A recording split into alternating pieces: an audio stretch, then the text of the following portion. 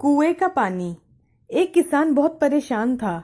उसे अपने खेतों को सींचने के लिए पानी की जरूरत थी। इसलिए वह कई दिनों से अपनी जमीन के आसपास किसी कुएं की तलाश कर रहा था। इसी तलाश में वह घूम ही रहा था कि अचानक उसे एक कुआं दिखाई दिया। यह कुआं उसके खेतों के बहुत नजदीक था, इसलिए किसान बहुत खुश हुआ। उसने सोचा कि अब उसकी परेशानी खत्म हो गई। यह सोचकर वह खुशी खुशी घर चला गया। अगले दिन वह पानी लेने कुएं पर पहुंचा। जैसे ही उसने कुएं के नजदीक रखी बाल्टी कुएं में डाली, वहां एक आदमी आ धमका। वह किसान से बोला, यह कुआं मेरा है, तुम इससे पानी नहीं ले सकते। अगर तुम इस कुएं से पानी लेना चाहते हो तो तुम्हें इस कुएं को खरीदना होगा। यह बात सुनकर किसान कुछ देर रुका और फिर मन ही मन सोचने लगा कि अगर मैं इस कुएं को खरीद लूं तो मुझे कभी भी पानी की कमी नहीं होगी और ना ही मुझे पानी के लिए इधर उधर भटकना पड़ेगा। फिर क्या था, दोनों के बीच एक रकम तय हुई। किसान के पास उतने पैसे तो थे नहीं, लेकिन वह यह मौका छोड़ना नहीं चाहता था। इसलिए किसान ने उस आदमी को अगले दिन वह रकम देने का वादा किया और घर चला गया। किसान के लिए कुआं खरीदना यह बहुत ही अच्छा मौका था, इसलिए वह इस काम में जरा भी देर नहीं करना चाहता था। घर पहुंचते ही उसने अपने करीबियों और दोस्तों से इस बारे में बात की और कुएं के लिए तय हुई रकम का इंतजाम करने में जुट गया। थोड़ी भागदौड़ और कोशिश के बाद आखिरकार उसने वह रकम जमा कर ही ली। अब वह पूरी तरह से निश्चिंत हो चुका था कि अब कुआं खरीदने से उसे कोई नहीं रोक सकता।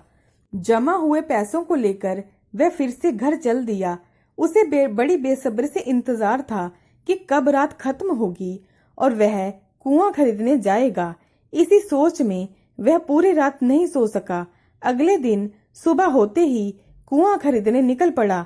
उस आदमी के घर पहुंचकर किसान ने उसके हाथ पर पैसे रखे और कुआं खरीद लिया। अब तो कुआं किसान का हो गया था। फिर उसने पानी निकालने में देर नहीं की। जैसे ही किसान ने कुएं से पानी निकालने के लिए बाल्टी उठाई, उस आदमी ने फिर बोला, ठहरो, तुम इस कुएं से पानी नहीं निकाल सकते। मैंने तुम्हें कुआं बेचा है, कुएं का पानी अभी भी मेरा है।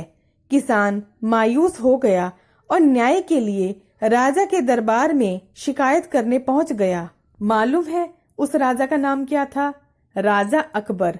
राजा अकबर ने उस किसान की पूरी कहानी सुनी और उस आदमी को दरबार में बुलाया जिसने वह कुआं बेचा था। राजा का फरमान सुनते ही वह आदमी भागा भागा दरबार में हाजिर हो गया। राजा ने उससे पूछा कि जब तुम इस किसान को अपना कुआं बेच चुके हो तो फिर इसे पानी क्यों नहीं लेने दे रहे हो?